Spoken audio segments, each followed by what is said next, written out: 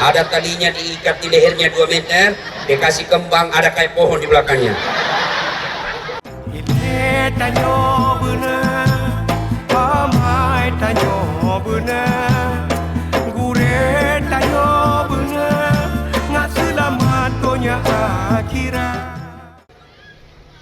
Maka adik-adik sekalian, mau sukses, sempurnakan sholat.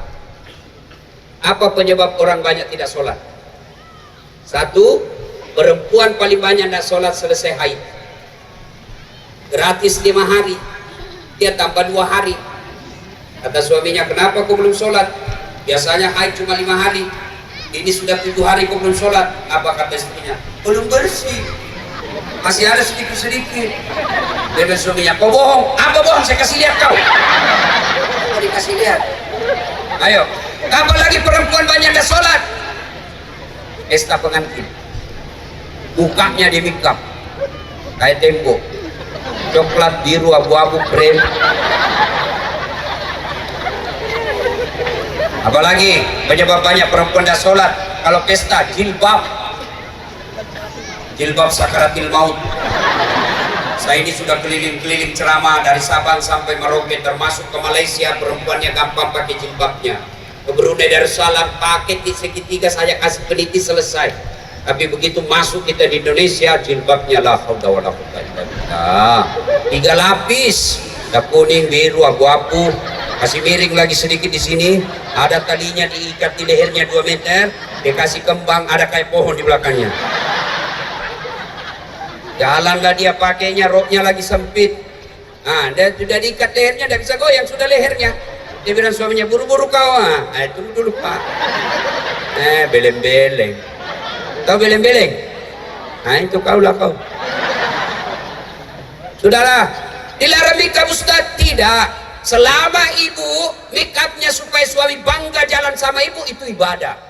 Kalau ibu makeup dandan supaya suami senang, itu ibadah. Tapi kalau gara-gara makeup dandan ibu tidak sholat, bodoh namanya.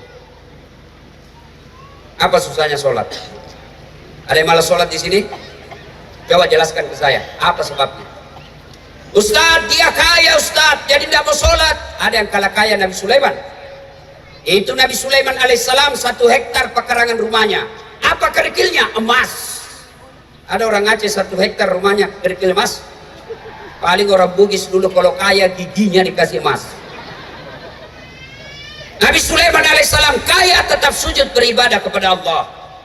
Ustadz, dia cakap Ustadz. Ada yang kalah cakap Nabi Yusuf. Allah ciptakan kegagahan di dunia 100. Khusus Nabi Yusuf alaihissalam Allah kasih 70%. 29% untuk kita ini, untuk para nabi 29%. Kasih Nabi Adam, Nabi Musa, Nabi Ayub, Nabi Muhammad SAW. 1% sisanya untuk kita ini manusia biasa.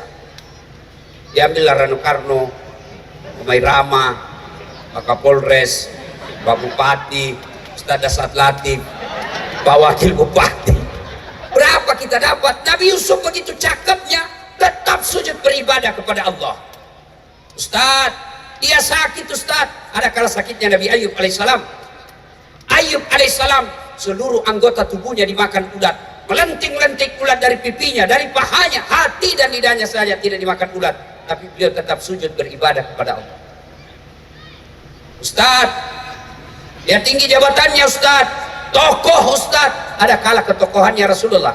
Rasulullah adalah penghulu para nabi. Diharamkan seluruh nabi masuk ke dalam surga sebelum beliau karena cintanya Allah kepada Rasulullah. Tapi beliau tetap sujud beribadah kepada Allah.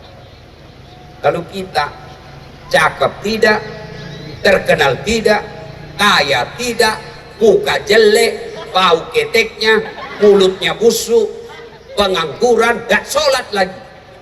Apa andalanmu bos? Apa? Maka demi Allah, tidak ada kebahagiaan bagi mereka yang tidak sholat.